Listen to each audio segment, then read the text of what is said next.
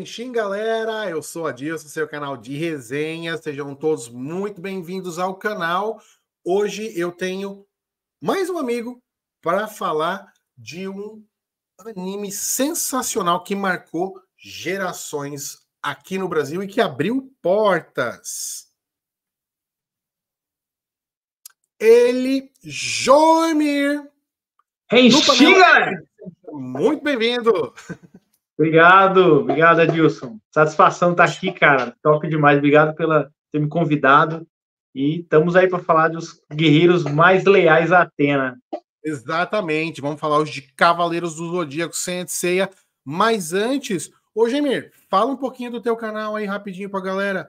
Onde que eles te acham, como que eles te acham aí, o que que você faz lá no Panela Nerd? Panela Nerd, galera, você encontra na maioria das plataformas escrevendo exatamente Panela Nerd. Eu trago conteúdo da origem dos personagens. O Joemir, Panela Nerd. E eu procuro assim, eu pego um anime, seja Cavaleiros do Zodíaco, seja vários outros conteúdo, Marvel também, e tento trazer a origem. Da onde surgiu isso, seja a origem do que o autor criou, o mangaka fez, e vou trazendo sempre curiosidades, sabe? Cavaleiros do Zodíaco sempre está em pauta no canal, vira e mexe aparece com uma curiosidade sobre algum cavaleiro, sobre algum golpe, alguma gafe que acontece no mundo dos animes, assim, né? Top demais. Vou deixar aqui na descrição desse vídeo o link das redes sociais do Panela Nerd, também do canal Panela Nerd. Galera, se inscreve lá, dá aqueles joinha. O cara tem um conteúdo sensacional. Tô sempre acompanhando lá, Gemir, sensacional. Parabéns aí pelo teu canal. Obrigado, mano. Bora lá, então, ó. Vamos falar desse cara aqui, ó. Saint Seiya. Vamos lá, Joemir. Brasil, o ano era 1994. Eu tinha 12 anos de idade. A Manchete trouxe, de repente, um anime que fazia um tempão que não tinha nada japonês de verdade rolando por aqui, desde a febre Sentai e Metal Hero, né, de Jaspion, Changeman, etc. E aí eles trouxeram o que veio se tornar uma febre, né? Como é que você conheceu Cavaleiros do Zodíaco, Jamir? Manchete, cara. 6 para 7 anos de idade, eu tinha mais ou menos daí, nessa época. 6 anos quando chegou. Lá pro meio de 95, 96, eu comecei a assistir na Manchete. Eu disputava a TV com a minha mãe, queria assistir novela, e eu fiquei apaixonado. Fiquei personagens, vestindo armadura, né, na Guerra Galáctica. Eu falei, que é isso, cara? E impactava, né? A animação de Cavaleiros do Zodíaco já trazia uma coisa diferente, assim, que as lutas, seja aqueles momentos de ataques eram bem animados, né? Então acho que chamava muita atenção. E que garoto que não queria tomar armadura e sair correndo aí dando os golpes, assim, imitando. Top demais. Sem falar Quem nunca deu um cólera do dragão no chuveiro para tentar reverter o fluxo da água? Não volta, cara. É top demais. Quem nunca? Sempre, né? Foi uma fase sensacional e, como eu falei, foi uma novidade, virou uma febre. Você falou que disputava com a tua mãe, né, para ver quem assistia a novela ou Cavaleiros. Eu disputava com meu pai pelo jornal. Meu irmão era muito pequeno na época, mas ele começou a assistir quando estava passando mais para frente, quando passava no Band Kids, cara. Sim, já era outra geração, na verdade, né? Já outra geração. Pegada, né? E que, inclusive, não teria acontecido se não fosse próprio Cavaleiros do Zodíaco, que Band Kids foi importante também pra gente, né? A gente teve acesso a bastante anime diferente naquela época, né? Exatamente. Por exemplo, Tenchimuyo. Tenchimuyo. Bom demais. O Dragon Ball Z foi por aqui. A gente tinha visto o Dragon Ball original no SBT, né? No sábado. Com o Fly, o Pequeno Guerreiro. Também. Street Fighter Victory. O Street Fighter Victory, tudo isso só aconteceu por conta de Saint Seiya, né? Por conta de Cavaleiros do Zodíaco, que agora, em 2024, no mês de setembro, completou 30 anos de Brasil, né? De sucesso no Brasil até hoje. Mas, na verdade, ele é de 1985 originalmente, se não me engano, não é isso, Jamir? O mangá, exatamente. Quando o Masami Kurihara começou a produzir, e fez um grande sucesso, né? Porque era um mangá diferente, guerreiros com armaduras, defendendo uma deusa Athena, tinha vários combates. E o mangá era louco, né? Para armaduras, os traços da armadura, principalmente dos cavaleiros de ouro, né? Do santuário, não tinha nem o que falar. Era incrível. Aliás, eu tenho toda a coleção do mangá de Cavaleiros do Masami Kurumada. Fiz questão de ter ele completo, cara, que é muito bom, legal demais. É uma obra fantástica, né? Eu acho que tem muitos buracos, tem muitos não sei o quê. Eu até já quis fazer um vídeo sobre isso, ainda não trouxe, quem sabe eu traga, né? Mas ainda assim, apesar de pesares, né? A gente tem uma obra muito envolvente, né? Do Kurumada, que tem muitas influências que ele próprio trouxe, né? Mas que depois veio a influenciar muito, né, outros animes, outros mangás, né, após, né, ele. Muita gente bebeu dessa fonte que é o Masami Kurumada. E você tinha comentado um pouco antes da gente entrar aqui na gravação sobre quando o Kurumada completou a obra. Comenta um pouquinho sobre o completar. Cara, para ele fala que assim, algumas pessoas leram isso, e eu lembro que eu já vi comentário em fóruns que, mas parece que o cara cansou de fazer. Não, não é isso. Imagina o seguinte, era o bebê dele, cara. Além de outros mangás que ele fez, né, que deu um certo sucesso mais no Japão, o Ring Nikakeiro, mas tipo assim, o Beat X foi depois, eu não lembro se foi depois ou antes do Cavaleiros, mas o Cavaleiros em si foi 5 anos ininterruptos, o cara trabalhou. Ele fez um mangá sem férias, sem descanso. Ele fala que foi realmente cansativo, mas ele ficou satisfeito, sabe, com o desfecho. Ele até brinca, acho que foi numa entrevista em 2002. Eu acho que o nome da revista era Henshin. Você lembra dessa revista? Lembro. Nessa revista Henshin também. Se eu não estou enganado, foi nessa.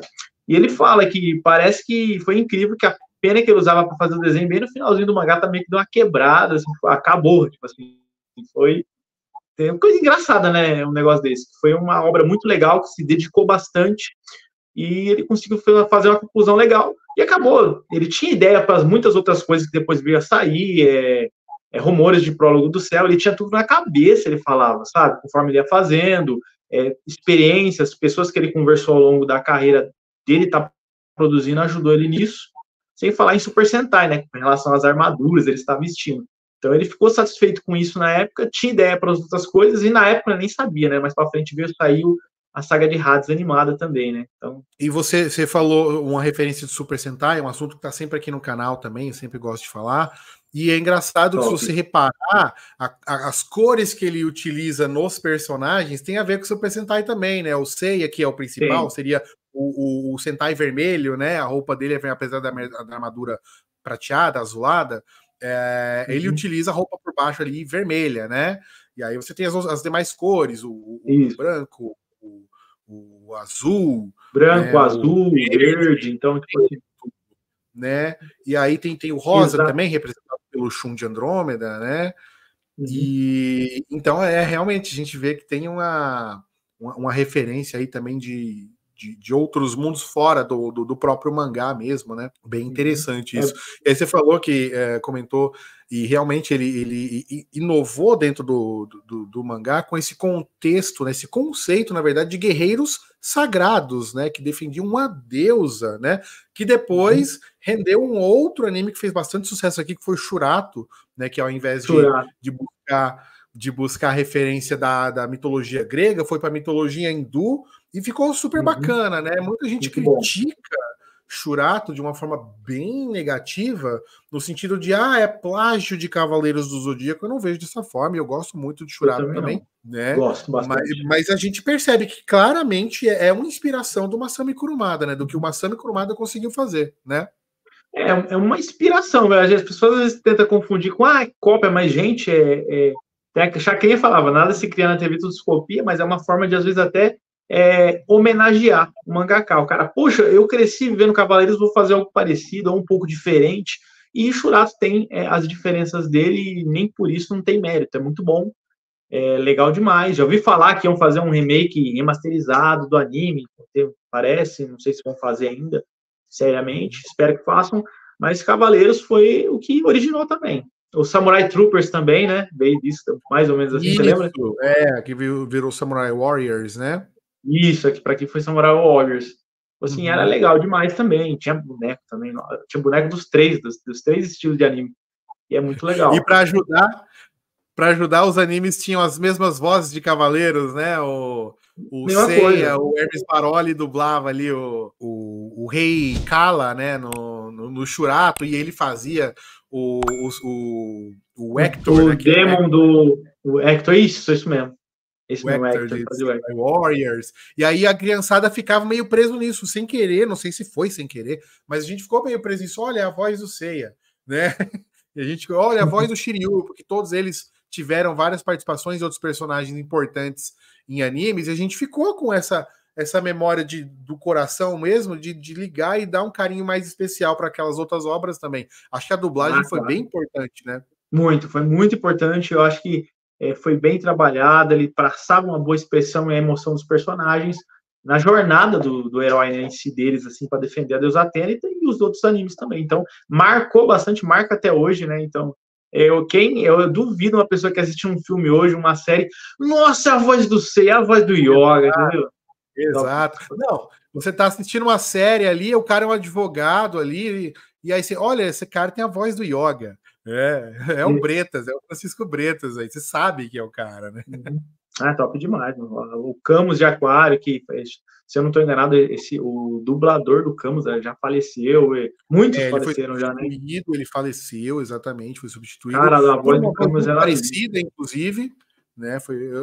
Eu vou colocar o nome dos dois aqui, a galera vai estar vendo aqui na tela, o dublador que faleceu e o dublador que o substituiu.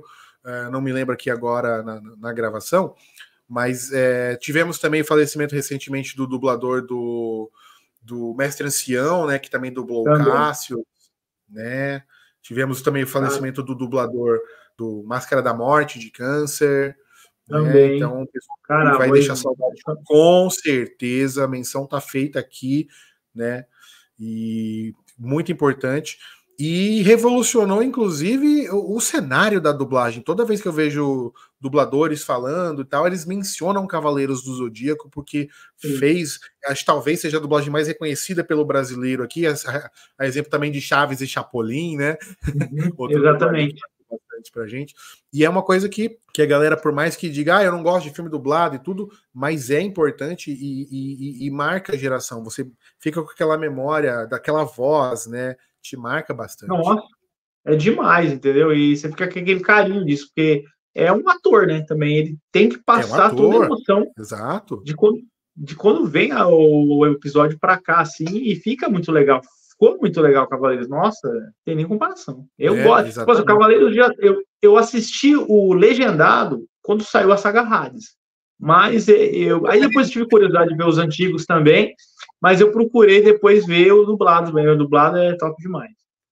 É porque quando saiu a saga Hades, a gente já estava com mais acesso aos animes quase que assim que eram lançados no Japão, né? Porque aí tava em alta os fansubs, né? Então eles legendavam muito rápido pra gente, a gente conseguia isso no mercado. E aí levou muitos anos para a saga de Hades ser dublada, ser oficializada no Brasil. Demorou. Né? Eu assisti de novo, tudo do zero, como se fosse a primeira vez dublado, mas realmente, para mim, a primeira vez que vi Cavaleiros legendado foi a saga de Hades também, bem lembrado, bem lembrado. Até então, cara, foi no Animecon, cara. Eu comprei os DVD no Animecon, velho. Eu cheguei em casa assim, com meu irmão, viu, que é isso aí? Saga Hades, o quê? Ficou doido. Assim. Tá dublado. Não, tá não, é japonês. Tá em japonês, não. Tá em japonês, vamos ter que ver legendado. Se quiser, né? Se quiser, senão você espera dublar. Mas pega os rios sei quem, tipo, muito louco, mano. Exatamente. Mas foi o meu primeiro contato com um anime em japonês, assim, de assistir um episódio, já conhecia as vozes, que a gente via trechos e vídeos e tudo na internet, mas de assistir episódio, mesmo uma saga, um arco inteiro, foi realmente a saga de Hades que eu vi legendado, né? E gosto da voz original e tudo, mas o que dá aquele quentinho no coração é você ouvir aí o Hermes Baroli, né, o Elcio Sodré, o Francisco Bretas, né, o Ulisses Bezerra e o Leonardo Camilo, nosso Ike de Fênix também, não dá para esquecer o cara, né? Fora tantos outros nomes, né, da dublagem que você ouve ali, olha, o Aiori de Leão, olha, é fulano de tal, você lembra de Cavaleiros, né, pessoal da nossa geração ali, né? Cara, Cavaleiros, assim, eu vejo cada personagem, eu até trouxe uma vez em outras redes sociais o que você pode aprender com a cultura pop com o Cavaleiro do Zodíaco. Eu acho que cada cavaleiro ali, você consegue se espelhar nele e aprender alguma coisa. Eu já vi muita gente falar, acho que você deve ter visto falar ao longo desses anos, assim, que o Seiya, tipo assim, o pessoal falava, você é arrogante, você é arrogante. Hoje em dia eu falo, você não é arrogante, o cara é autoconfiante, ele sempre foi muito autoconfiante, amante da justiça e fiel a Athena. Então, pessoas com autoconfiança, às vezes, passa um pouco de arrogância, mas não é, ele simplesmente confia no taco dele, o cara vai pra cima, tá nem vendo. Exatamente, inclusive é um personagem, né, sendo o principal, o Seiya, ele é muito diferente no anime, no clássico principalmente, do que o Seiya do mangá, né? O Seiya do mangá, sim, ele realmente, ele põe a Athena no lugar dela. Tipo, você quer ir, vai você lutar, por que eu que vou? Né? Ele é bem assim, né? E no mangá, não, ele fala, Saori! E nunca, qualquer coisa ele grita Saori. Isso, exatamente, é muito legal, cara. E tem essa parte, sim, que o mangá também, ele não gostava tanto dela, ele demorou para ele ver, ele começa a respeitar a Saori no mangá quando ela começa a pegar aquela mais de eu sou a deusa Athena, eu vou me comportar como tal, vou ir para cima do santuário, e ele começa a ver isso, não? O anime fez uns negócios mais diferentes, assim. Por exemplo, ela pegar e jogar aquelas joias lá no mar, aquele episódio meio que... Eu não lembro se o episódio era filler, cara, porque tem a ver com aqueles cavaleiros da Golfinho lá. Que não existe aquilo ali, né? Então, aliás, eu amo Cavaleiros do Zodíaco, mas tem uns fillers de Cavaleiros do Zodíaco que é difícil de engolir, né, Joemir, no anime. É difícil, porém, eu até hoje defendo que um dos melhores fillers que eu já vi da história de animes é a saga de Asgard. E tem gente... Perfeito. Exatamente. Meio que compensou, né? Tipo, poxa, com tantos fillers... demais. Meter uma saga aqui inteirinha, a saga é muito boa, eu gosto mesmo. E quando você pega do mangá direto para Poseidon, que é o que acontece, não tem Asgard, e você já assistiu o anime, você, puxa vida, tá faltando coisa aqui, alguma coisa. Dá essa impressão. Realmente é um filler sensacional. Concordo plenamente. Bom, e aí eu falo que é um anime já datado, só que, porém, furou bolhas, só que dá um tapa na cara de muita gente que faz filler hoje em dia em anime, porque, poxa, vocês podem fazer, é só ter um bom roteiro, pessoas que tenham vontade. Não é verdade? Com certeza. E eu vou voltar um pouquinho contigo aqui, Joemir, uma coisa que a gente começou a falar ali atrás, e eu não sei se é o TDAH aqui que mudou de assunto. Só para o pessoal achar que eu estou falando besteira, eu tenho TDAH, tá? Então é normal eu devagar numa coisa que eu volto depois. Sobre o que a gente aprende em Cavaleiros do Zodíaco com os personagens. Vamos focar aqui nos 5 principais, por exemplo, né? Você já mencionou um pouco do Seiya ali, da autoconfiança, né? E eu concordo contigo, né? Uma coisa que eu gosto bastante no Seiya é isso. E no Shiryu, o que você enxerga no personagem do Shiryu? O que você aprendeu? Cara, Shiryu é um cara determinado. A determinação dele, a ponto de não desistir do treinamento dele árduo que ele passou nos 5 picos com o mestre ancião, não é para qualquer um. Imagina, você chegar lá na água assim, você vai virar isso aqui do contrário, você tá louco, cara, entendeu? E ele sempre foi determinado a ponto de não se privar até mesmo de armadura. A armadura que eu falo para você hoje em dia seria uma pessoa que, às vezes, tem uma vergonha e ela faz uma armadura invisível e ela não se expõe a alguma coisa. Um exemplo, até criar um canal no YouTube. Uma coisa simples dessa. O Shiryu é aquele personagem que, se tiver que tirar essa armadura, ele vai para cima e não quer saber. Ele se priva disso para usar todo o poder máximo dele, o qual era o dragão, a ponto de colocar em risco a própria vida quando ele coloca uma fraqueza que ele tem, se for ver, que é o punho direito do dragão. Sim, ele não liga, desde que ele pense, ele tem foco na vitória. Assim, é um personagem incrível nesse aspecto, sabe? Isso é uma leitura que eu tenho. Tem outras pessoas que vão ter outras leituras e tal, mas cada cavaleiro dá para aprender alguma coisa assim. Eu digo para você. Assim, não, com certeza. Muitas pessoas vão ter leituras diferentes aqui, concordando, discordando. Né? É uma leitura nossa que a gente está fazendo aqui. Eu acho que, para mim, o Shiryu é um personagem que ele representa literalmente a sabedoria ali, né? De quando avançar, quando recuar. Ele é um cara mais estrategista, né, na batalha dele ali. Ele Bastante. usa o conhecimento dele para desenvolver estratégia, ou pensar numa estratégia de como vencer esse cara, né? E aí ele vai usando as mais variadas estratégias. Ele é o cara que eu acho que mais utiliza de estratégia ali, o Shiryu, né? E o Yoga? O Yoga é um personagem, tipo assim, forte. O engraçado dele tem uma diferença legal de curiosidade dele do mangá pro anime, que no anime ele já estava na Guerra Galáctica normalmente para participar. Tem o Mestre de Cristal que no mangá não tem. Ele já é diretamente treinado pelo Camus no mangá. E também foi enviado pelo Santuário no mangá para parar a Guerra Galáctica. Tipo assim, tem essa diferença bem incrível, né? Acho legal. E é um personagem que, apesar de ser forte, ele tinha um apego muito grande ao passado, principalmente a mãe dele, né? E ele sempre lembrava dela, que lá, por causa disso, ele ferrou meio com um amigo dele, mas é lá pra frente do Poseidon que o cara aparece, que é o Isaac de Kraken. Isso. Mas ele aprendeu que se ficar muito apegado ao passado, você acaba não executando toda a sua força no presente, que ele tá ali junto com os guerreiros, e culminou na vitória dele contra o próprio mestre dele, Camus de Aquário, né? No anime é o mestre do mestre dele, mas não deixa de ser um mestre também. É um personagem incrível também. O Yoga, ele tem talvez um excesso de autoconfiança, eu diria, parecido com o Seiya, né? Mas eu acho que ele vai num excesso e aí ele entra dentro da arrogância, né? Ele é um cavaleiro arrogante. Ele sim, se for ver.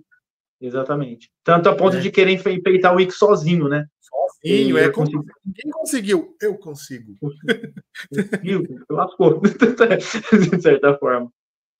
É verdade, é verdade. O Shun é um personagem que eu acho que muita gente ainda não entende. Do passado tinha muitos personagens que eram mais andrógenos, diferente, ele era forte pra caramba, que a gente conhece depois da história dele, que ele tem uma das cosmoenergias mais poderosas, só que ele se priva, ele não gosta tanto de lutas. Ele é muito bonzinho nessa parte assim, só que quando ele entende que ele precisa fazer o que tem que ser feito para ajudar os amigos a avançar, para proteger a Athena e vencer inimigos, né, poderosos, ele acaba utilizando com toda a sua força. E ele não precisa necessariamente da corrente de Andrômeda dele, que a mais forte dele é a tempestade dele. Tempestade nebulosa. Tempestade nebulosa. Tipo assim, ele é um personagem muito legal. E ao contrário de muita gente que fala assim, e a casa de Aquário, gente, no mangá não é daquele jeito. Não acontece daquele jeito. Tô louco. Mas eu acho que o anime foi meio maldoso mesmo com o Shun, eu acho. Eu acho que foi bem injusto o personagem, né? Fez essas mudanças aí que realmente complicou, né, a vida tanto dele quanto do Yoga, né? Mas o Shun é um personagem que, na época, eu me lembro que era um personagem muito zoado pela galera. Nossa. Por preconceito mesmo, né? E eu já enxergava o Shun diferente, né? Porque eu via essa vontade dele de não batalhar com ninguém. E quando ele decidia lutar, era em poucos golpes que a luta acabava, né? Exatamente. E o primeiro que eu até utilizava como argumento com o pessoal que falava, não quero brincar de Shun porque o Shun é fraco, né? Não gosto do Shun porque o Shun é fraco. Eu falava, lembra do episódio que ele foi até o mestre dele lá e ele tinha que provar que ele podia ir embora e levar a armadura de Andrômeda, e ele arrebentou lá com... A gente não tinha a versão do mangá, né? Mas a gente tinha ali a versão já na tela, e aí ele é um cavaleiro de prata e fortíssimo, né? E aí com um soco, ele não usou nem corrente, ele quebra, né, a montanha ali atrás e a armadura de prata do mestre, né? Então eu já tinha esse cara, vai surpreender. E aí lá na Casa de Peixes foi quando ele utilizou, né, a tempestade nebulosa, e aí o Afrodite viu que o buraco era mais embaixo, meu querido, né? Não, mas é fácil. Exatamente. Assim, não. Outra coisa que eu lembrava também é quando a pessoa falava que ele era fraco, eu falei, caramba, você não viu o que aconteceu com o Jabu? Nossa, mano, o Jabu foi uma vergonha na Guerra Galáctica. E ele nem se mexeu, né? Ele só ficou lá parado. Eu gostava muito das correntes dele, me surpreendia bastante. Era o cavaleiro que eu achava mais legal, assim, de... Golpes versáteis. Exatamente. E aquele episódio contra o Jabu explica muito dessa versatilidade dele, né? da defesa, do ataque e tudo mais, que o ataque por cima era o mais forte, o antiaéreo dele, né? Muito sensacional. Muito já vamos entrar então no Ikki aí. O que você achava do Ikki? Ou o que você acha? Cara, Ikki é um personagem, tipo assim, ele teve uma infância difícil pra caramba, pra proteger o Shun, né? Não era pra ele ter ido pra Ilha da Marca, mas ele foi. Sem falar com o Tatsumi, surrava ele até ir lá na ilha. Ele conheceu o verdadeiro amor com a Esmeralda. Infelizmente, ele pegou um mestre que estava sendo manipulado já pelo santuário, né? Que era o Guilty. No anime, se eu não estou enganado, falava que ele era Guilty Cavaleiro do Diabo, mas na enciclopédia só fala Guilty, um cavaleiro desconhecido.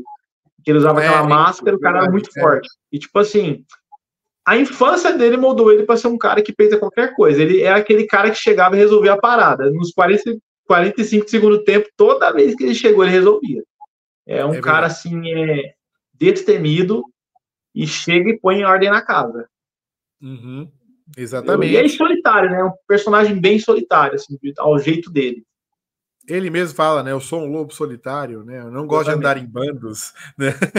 Mas sempre estava presente para proteger os irmãos dele, né? Para quem não sabe, no mangá, velho, isso foi a primeira vez que eu li, falei, caramba, todo mundo é irmão ali, que o Mitsumasa Kido, ele foi gerando vários filhos, e criou orfanato dos filhos dele. São meio irmãos todos, né? É louco, mas, tipo assim, aí no anime mudou, né? Mas, caramba, mas é legal, cara, o Ikki é um cavaleiro, assim, que é respeito. O cara impõe respeito, ele tem presença ali, não é qualquer um que parava ele, não. Respeitou o Shaka, cara, não tem nem o que falar. Sozinho, né? Não vão em frente que eu paro o cara, né? Mas uma coisa que é importante lembrar sobre o Ikki é que ele é o primeiro cavaleiro de Fênix. Ninguém nunca tinha usado a verdade. antes dele. É verdade. Bem lembrado. Primeiro e único. Não tem, porque o preço a se pagar era muito alto e só o Guilty conseguiu fazer isso com o discípulo, né? A preço ali da vida da própria filha, né? Foi realmente bastante sofrido, né? A história do Ikki, e eu acho bem legal a sequência que tem, Joemir, dessa história do Ikki mais explorada na saga de Hades, porque aí basicamente meio que foca no que o Shun precisava fazer, o que ele viria a se tornar, e o papel do Ikki, né, nessa jornada do Shun, né, mostra bastante, né, Sim, Adilson, exatamente. Dele, né, bem bacana, ficou um elo bem legal dos dois irmãos, assim, achei bem bacana, muito legal. É top demais, cara, não tem nem o que falar, os dois, assim, uma relação muito bacana, tanto as outras sagas também, e isso deles estarem juntos sempre nas batalhas até o final, a conclusão de Cavaleiros, assim, foi muito top. Tem muitas coisas que nem a gente fala. Tem gente que fala, tem buracos na série, toda a história, eu acho que tem um buraco, alguma coisa normal.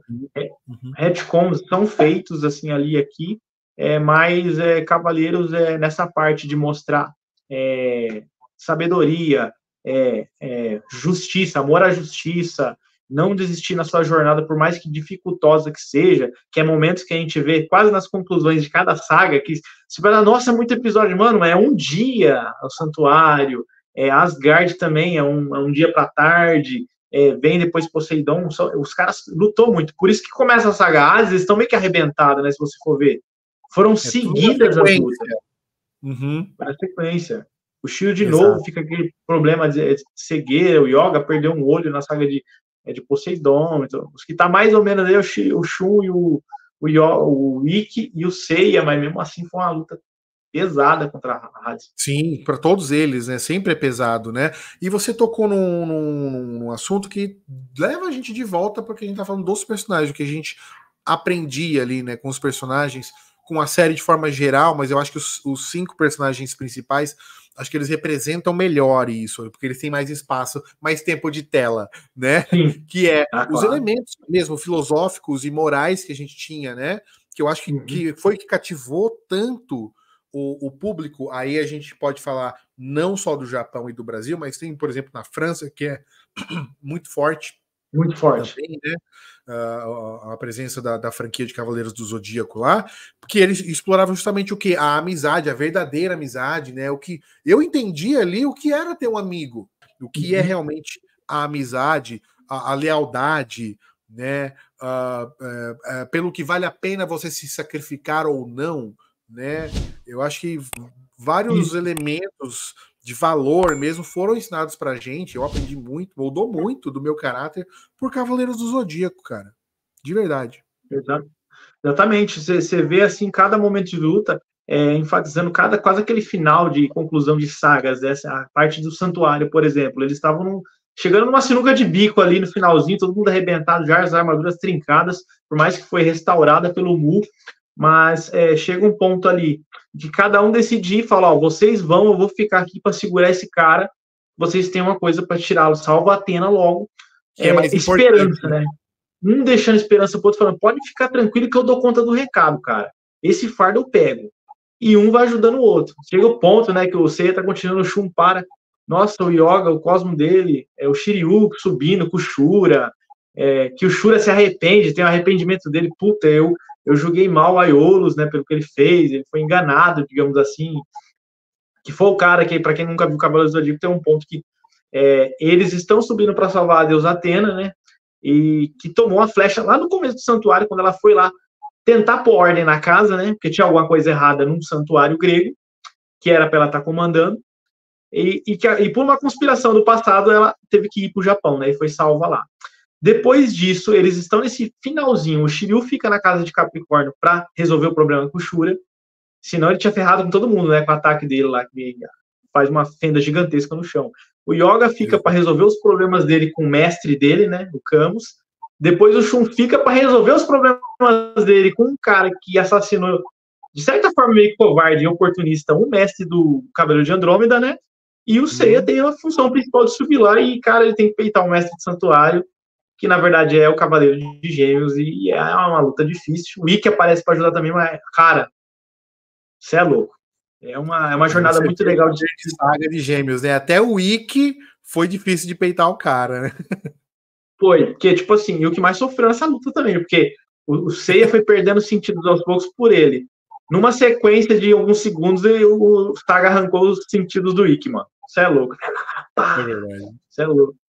E mostra valores da amizade, da confiança, a perseverança e a esperança de que eles vão resolver esse problema. Tanto que eles são chamados em diversos momentos de os Cavaleiros da Esperança, né? Justamente por nunca desistirem quando tudo parece perdido, mesmo. Você tá assistindo ali, você pronto, agora não tem mais o que fazer, cara. Aí acontece uma palavra, um ensinamento que ele lembra, e é muito importante isso que Cavaleiros traz muito dessa importância de você levar no seu coração os ensinamentos mesmo, né? Então, os mestres por onde eles passam, as batalhas, os inimigos, são relembrados em vários momentos, justamente com, você enfrentou o fulano e por isso você tem agora a habilidade de seguir em frente, né? Então tem diversos momentos assim que a gente pode refletir isso para a vida, né? Então, Cavaleiros traz muita filosofia para nossa vida, né? Quantas vezes você tá ali caído e você, né, lembra ali, não vou desistir, vou ser resiliente, vou levantar, não vou vir até aqui para desistir, né? Eu digo para você, Adilson, que muitas vezes na minha infância eu era uma pessoa, tipo assim, meio tímido e tal, e eu lembrava desses momentos dos animes em gerais, cara. Cada um de nós tem um personagem que você se espelha e fala, cara, que da hora. É uma coisa que às vezes a pessoa, mas é ficção. Sim, é uma ficção, mas é uma leitura de um mangaka que trouxe um valor ali para ser agregado, acho, para nossa vida. Não assista animes, eu falo pro pessoal do canal, não assista conteúdo da cultura pop só por assistir. Pegue e tente aprender alguma coisa. Tem coisas que você vai assistir, você vai ver um Cavaleiros, legal, um desenho bacana de batalhas, mas se você pegar para ler, afinco é profundo, entendeu? Ensina coisas legais. Então, eu, por conta de Cavaleiros do Zodíaco, outros animes também, que têm uma profundidade idêntica, eu apurei um pouquinho, digamos assim, o meu filtro para assistir animes, por exemplo, ou a mesmo outras séries, filmes e tal, que é justamente o do... Isso não tá me agregando nada, não tem um valor implícito aqui, né? E muitos animes eu deixei de assistir, né? Porque eu percebia que era vazio, não tinha o conteúdo mesmo, assim, né?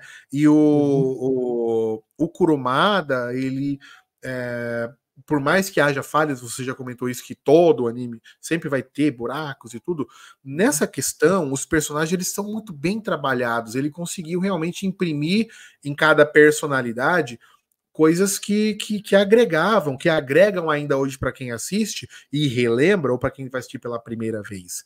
Né? Eu acho isso fantástico nessa obra, com certeza de muito valor. Exato.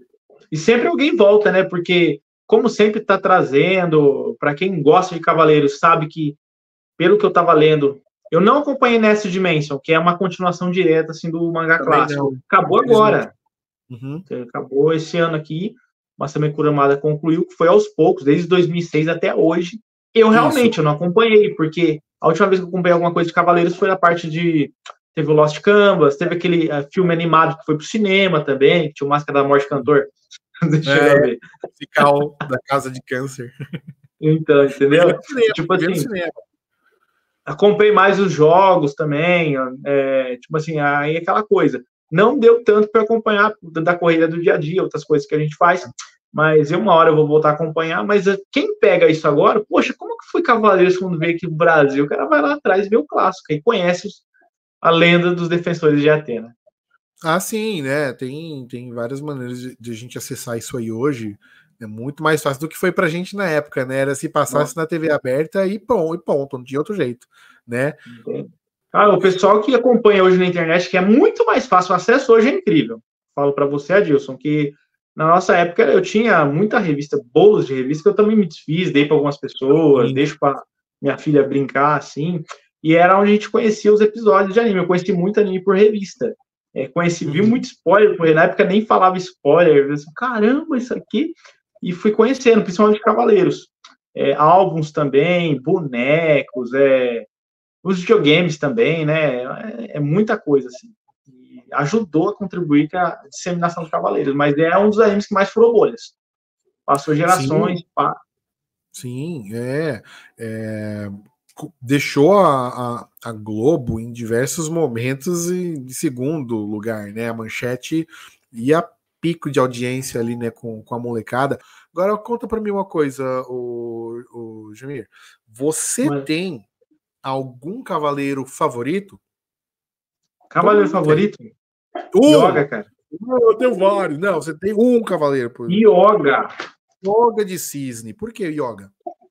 Cara, ele, do jeito que ele chegava, tem aquele jeito arrogante que a gente fala dele, só que ele falava calmo. E eu achava muito louco isso.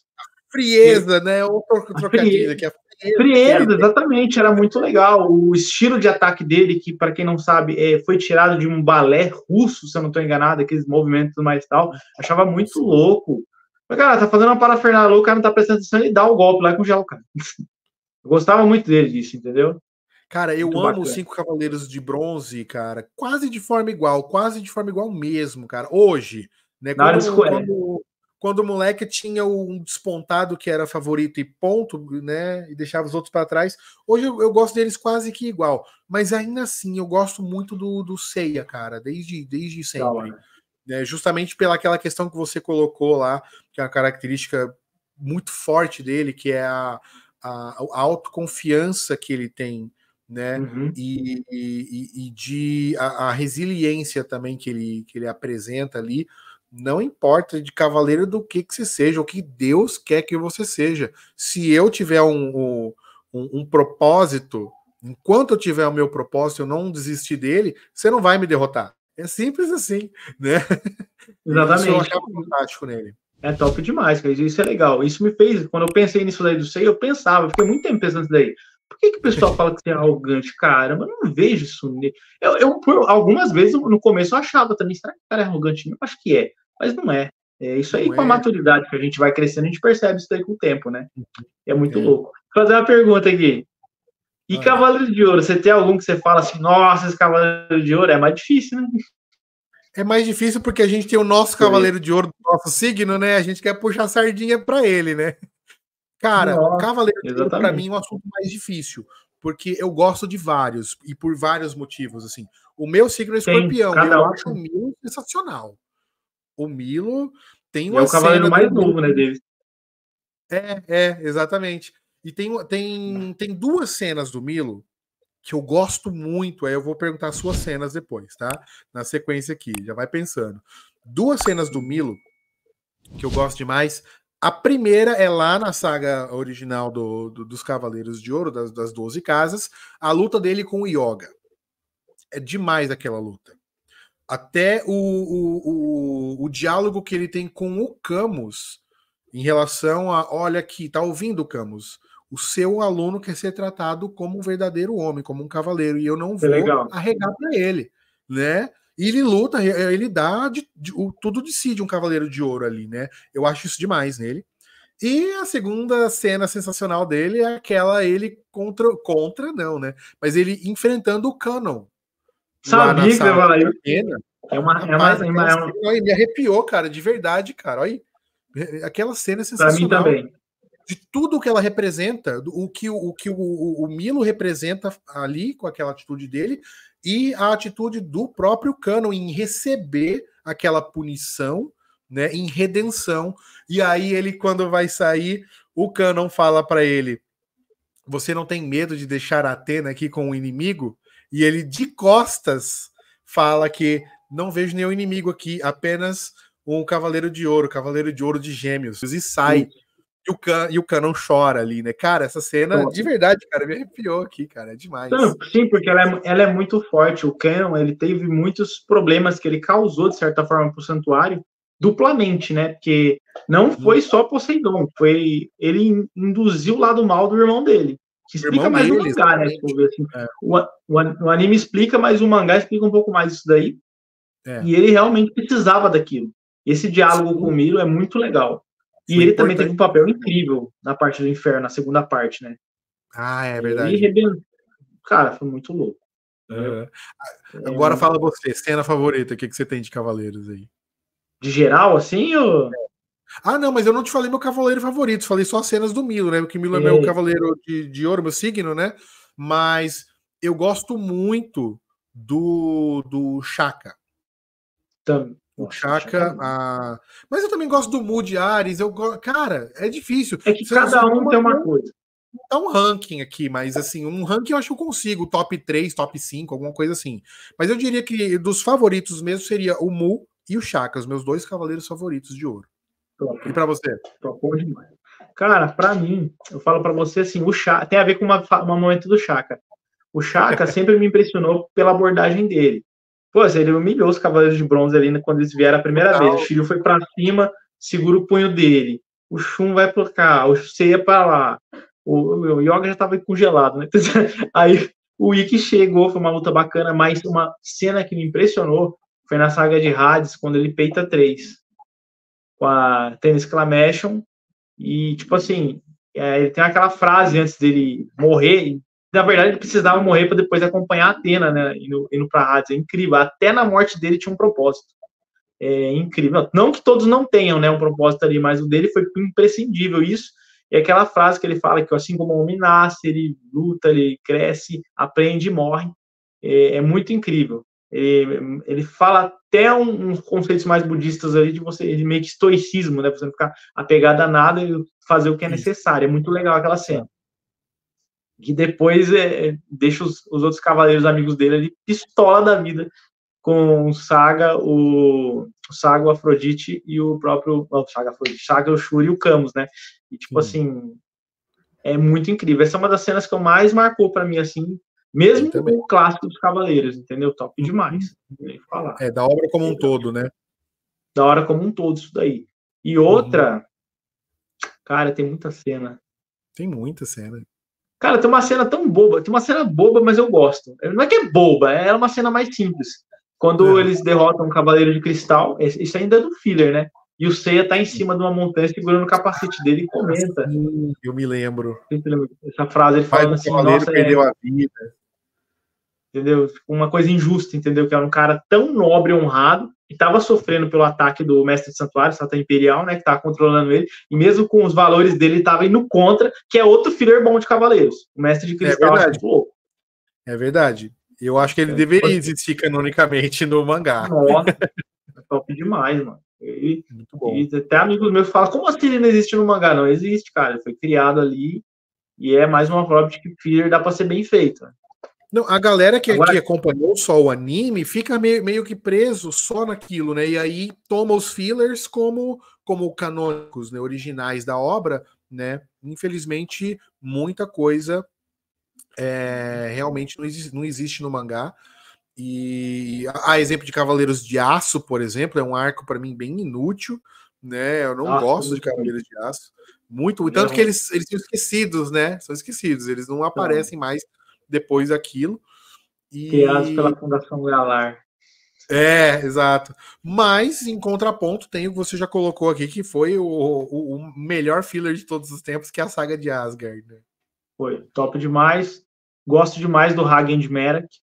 Apesar de Siegfried ser muito bom, mas o Hagen de Merak eu acho muito legal. O Mimi também é muito bom, mas tipo, o Hagen é o que eu mais gosto. Uma luta muito louca dele do Yoga. O cara controla tanto frio quanto calor, acho muito incrível isso. Me lembrava muito. Lembra de outros personagens da cultura pop também, com relação a isso. E, assim, é um anime muito legal, tem a mesma jornada, é um pouco diferente, porque tem a mãozinha ali de gente de Poseidon, né, ali no meio, até no final que o Sorrento aparece. Você fala, quem que é esse cara com flauta? Que, para quem não sabe, ele no mangá, ele dá uma surra e só não mata o Aldebaran porque a Athena intervém, tipo assim, o cara é não é o realmente muito Bado, né? forte. Não é o Shido de Mizar. Exatamente. Que é uma ideia muito louca desses dois irmãos, né? Tipo assim, estrelas gêmeas lá colocado. Não, todos os personagens da saga de Asgard, apesar de filler, foram bem escritos, cara. Eles não parece mesmo filler, parece uma coisa realmente já elaborada, né? O único que eu não foi um gosto é filler. o Berístico. Ah, sim. Ninguém gosta Aquele dele, cara. ali, meios Não, escusos demais, cara. mas ainda assim tem importância, ele tem uma importância ali, Sim, né? exatamente. Aquela ambição exacerbada dele ali, né? Ele não é ambicioso. O Alberich é um personagem que é mais. Ele tá mais pra. Tem uma palavra parecida com ambição que eu não me lembro agora, que dá uma conotação mais negativa, cara. Ele não é ambicioso. Ambição é ganância, não é ganância, Ele é cara, é outra palavra. ganancioso. Ele não é ambicioso, ele é Ganancioso, isso. ganancioso, exatamente. Uhum. Exatamente. Custe o que custar, custe a quem custar. Né? Mas, Sim. cara, é realmente uma série fantástica, né? Tem altos e baixos no enredo, mas no geral a gente aprende muito, né? Você aprende sobre mitologia, você aprende sobre constelação, você aprende sobre valores, eu acho demais. Eu queria que a galera também estivesse assistindo o vídeo, deixasse aqui seu cavaleiro favorito, né? Ou sua Isso cena aí. favorita, né? Deixa aqui pra gente que depois a gente comenta. Né? Quem e por quê? Qual cavaleiro que você acha top e por quê, hein? Onde E você por convence quê? outra pessoa. É bom Exatamente. demais, cavaleiro. As cenas que ficam gravadas são inúmeras, né? Momentos e falas e diálogos importantes ali, né? E O Doku de Libra, por exemplo, o momento que ele está conversando, que o Shiro lembra no treinamento dele, torne-se a água como vem, torne-se uma folha caindo, tipo, é muito louco aquilo. Você entendeu, Shiryu? Em vários momentos. É demais. Lembra um pouco o Bruce Lee, né? O Bruce Lee dizia: "Be water, my friend", né? Seja como a água, Uma né? água. É um ensinamento Molda-se em sensacional. qualquer situação. Top demais. Exato, exatamente. É muito E louco. você acha, Joemir, que Cavaleiros do Zodíaco ainda relevante para hoje em dia? No Sim. cenário de hoje? Acredito que sim. Por mais que a nova geração, eu digo que tem muitos animes que é uma pegada um pouco diferente hoje em dia, eu confesso, tanto no designer deles. Alguns os estúdios fazem um design incrível dos animes, que às vezes a gente fica pensando, por exemplo, Lost Canvas, quando lançou, tem momentos que eles falam um dia, eu não lembro que episódio que fala um dia terão guerreiros que iam defender a Atena, porque é do passado, Lost Canvas, e você vê uma breve cena rápida dos cavaleiros, que é o Seiya e o Yoga desenhado do caramba, que foi a TMS, que fez, é o estúdio que fez Lost Canvas, é um desenhado impecável, entendeu? É mais puxado até pro próprio mangá, assim, que as armaduras não são tão reluzentes, né? Cada material deles, seja o prata e o ouro. Eu acredito que é muito relevante ainda assim hoje, sempre sai alguma coisa. Eu só acredito que o que atrapalha um pouquinho é as inúmeras obras que eles tendem a lançar, por exemplo, aquele live action, a Lion Gate, que você pensa assim, nossa, eles vão fazer Cavaleiros do Zodíaco live action, você já fica meio assim. mas teve outras obras incríveis como os Rurouni Kenshin. Eu achava que era impossível fazer uma obra daquela. Eu também. Me emocionou demais, cara. Muito bom. Tem vídeo no canal, aliás, galera, do Rurouni Kenshin. Vocês vão ver o card passando aqui em algum lugar. Assiste lá. É bom. E tipo assim, quando vocês fazem, quando o estúdio acaba trazendo alguma coisa, um projeto novo, como foi o desse Cavaleiros do Zodíaco live action, e ele se torna um fracasso, eles perdem com questão de dinheiro, de arrecadação, e acaba travando alguns projetos novos que poderiam trazer coisas novas, Cavaleiros, para as pessoas hoje em dia, entendeu? Então são inúmeras vezes que acontece isso. O Ômega, se eu não estou enganado, deu uma boa avaliação pelas pessoas, pegou uma juventude nova, né, para estar assistindo Cavaleiros do Zodíaco, e às vezes traz o interesse para conhecer o passado, mas acredito que sim, é relevante sim, dá para aprender muito com eles hoje em dia. Ele se tornou atemporal. Se tornou atemporal, exatamente.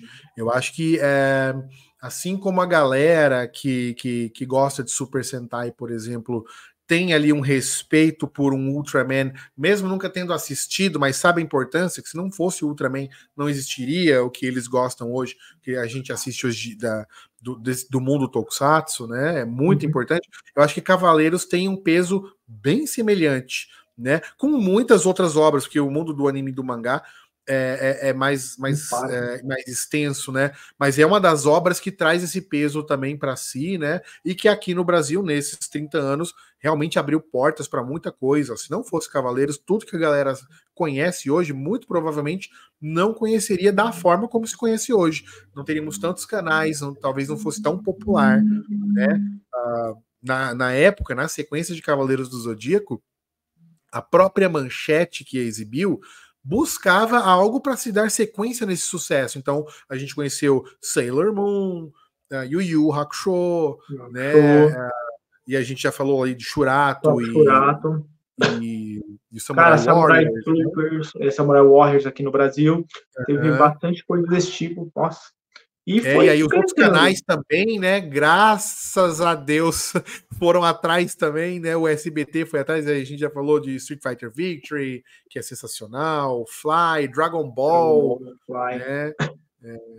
Bem legal. E depois viemos aí com Tenchimuyo na Band, né? E outras obras também. Foi bem importante. Cavaleiros do Zodíaco marcou de várias formas a nossa geração, né? Que gostava. Então, para mim fazer um vídeo sobre esses 30 anos de Cavaleiros do Zodíaco é um mergulho lá atrás na infância e tudo, e poder avaliar hoje, tá, até com outros olhos, né, ver a importância dessa obra, para mim é sensacional.